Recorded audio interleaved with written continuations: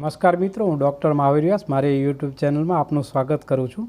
આજે આપણે વાળ ખરવાની સમસ્યા વિશે વાત કરીશું। આના શા કારણો હોય છે અને હોમિયોપેથીમાં એનો શું ઉપચાર હોય છે તે પણ જાણીશું। તો આવો શરૂ કરીએ।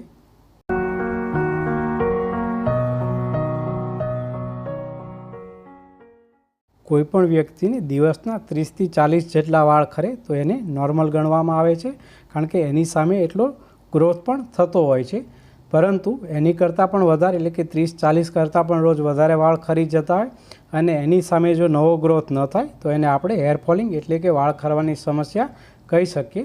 વાળ ખરવાની તકલીફના કારણો વિશે વાત કરીએ તો એનું સર્વપ્રથમ કારણ છે આનુવંશિકતા, એટલે કે માતા પિતાને જે રીતની વાળની સમસ્યા હોય તો આનુવંશિકતામાં એમના સંતાનોને મળે છે। ખાસ કરીને પિતાના જો વાળ છે નાની ઉંમરે જતા રહ્યા હોય તો પુત્રને પણ એ લક્ષણો આનુવંશિકતામાં મળતા હોય છે। એનું બીજું કારણ છે હોર્મોનલ ઇમ્બેલેન્સ, એટલે કે જે અંતઃસ્ત્રાવ હોય એમાં અનિયમિતતા થાય। ખાસ કરીને સ્ત્રીઓમાં જે માસિકની અનિયમિતતાઓ થાય તો એ સમસ્યાના કારણે પણ વાળ ખરવાની તકલીફ થતી હોય છે। એ સિવાય સ્કાલ્પ એટલે કે આપણો માથાનો જે ભાગ છે એની અંદર કોઈપણ પ્રકારનું ઇન્ફેક્શન લાગે, ખાસ કરીને ફંગલ ઇન્ફેક્શન, તો પણ વાળ ખરવાની તકલીફ થઈ શકે છે। ઘણા લોકોને કોઈ રોગના માટે રેડિયેશન થેરાપી અથવા તો કેમોથેરાપી ચાલતી હોય તો વાળ ખરવાનું એ મુખ્ય કારણ હોઈ શકે।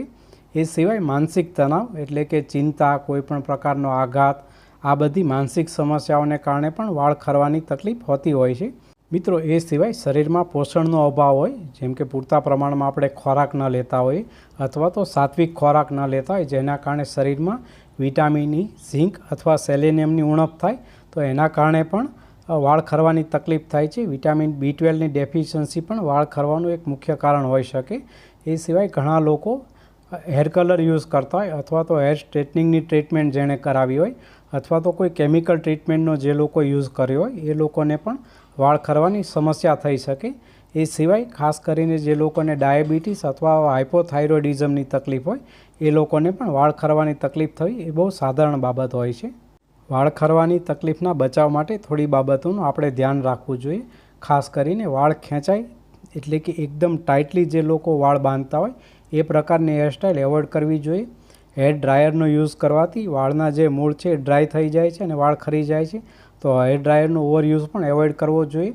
જે લોકો હેર સ્ટ્રેટનર યુઝ કરતા હોય અથવા તો હેર કર્લિંગ માટે જે લોકો આ પ્રકારનો ઉપયોગ કરતા હોય કોઈ વસ્તુનો તો એ પણ એવોઇડ કરવું જોઈએ।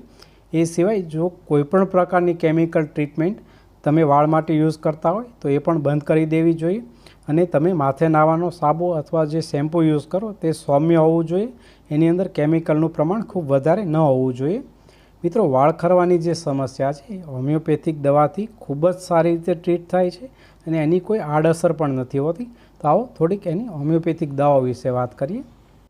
આ તકલીફની સર્વપ્રથમ હોમિયોપેથિક દવા છે એસિડ ફ્લોર 30। જે લોકોને ખાસ કરીને કોઈ બીમારી પછી એટલે કે ટાઇફોઇડ કે કમળા પછી જ્યારે વાળ ખરવાની સમસ્યા શરૂ થાય, ખૂબ થાક લાગે, વાળ જે છે એકદમ ડ્રાય થઈ જાય તો એસિડ ફ્લોર 30 પાવરમાં સવારે અને સાંજે લેવાથી આ પ્રકારની તકલીફ મૂળમાંથી મટી જાય છે। એની સેકન્ડ હોમિયોપેથિક મેડિસિન છે લાઇકોપોડિયમ 200। જે લોકોને ખૂબ સ્ટ્રેસ રહેતો હોય, ખાસ કરીને જે વિદ્યાર્થીઓ હોય એક્ઝામ વખતે એ લોકોને ખૂબ સ્ટ્રેસ રહે, ઉજાગરા થાય અથવા તો કોઈ કંપનીમાં પ્રાઇવેટ સેક્ટરમાં જે લોકો કામ કરતા હોય એ લોકોને બહુ મોટું ટાસ્ક હોય એના કારણે એ લોકોને સ્ટ્રેસ રહે, જીવનચર્યા, ખોરાક બધું અનિયમિત થઈ જાય, ઊંઘ પૂરતા પ્રમાણમાં ન થાય, આ પ્રકારના જે દર્દીઓ હોય એને લાઇકોપોડિયમ 200 પોટેન્સીમાં રોજ એક વખત લેવાથી વાળ ખરવાની સમસ્યામાં ખૂબ જ ફાયદો થાય છે। મિત્રો, એની ત્રીજી મેડિસિન છે સેપિયા 200।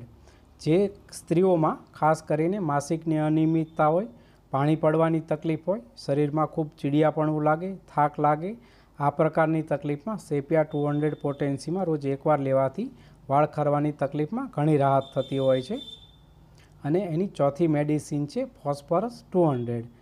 જે લોકોને માથાની અંદર ખૂબ જ વધારે ડેન્ડ્રફ રહેતો હોય, માથામાં બળતરા થાય, માથામાં ખજવાળ આવે અને એની સાથે વાળ ખરવાની તકલીફ થાય તો ફોસ્ફરસ 200 પોટેન્સીમાં રોજ એક વખત 1 કે 2 મહિના લેવાથી આ પ્રકારની તકલીફ એટલે કે ડેન્ડ્રફ અને હેર ફોલિંગની સમસ્યામાં રાહત થઈ જાય છે।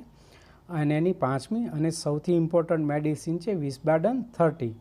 જે લોકોને વાળ ખરવાની તકલીફની સામે હેર ગ્રોથ ખૂબ ધીમો હોય એટલે કે વાળ ખરી તો જાય પણ આવવાનું પ્રમાણ બિલકુલ ધીમું હોય અને બહુ ઓછા વાળ આવતા હોય, એટલે કે સ્કાલ્પમાં વાળ પાંખા દેખાવા માંડે.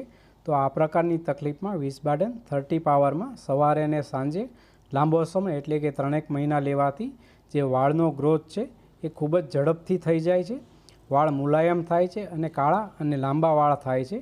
તો વિસ્બાડન 30 સવારે અને સાંજે 3 મહિના લેવી જોઈએ. મિત્રો, આશા છે કે તમને આ જાણકારી પસંદ આવી હશે. Please subscribe my channel and press the bell icon. નમસ્કાર, જય હિન્દ, જય ગુજરાત.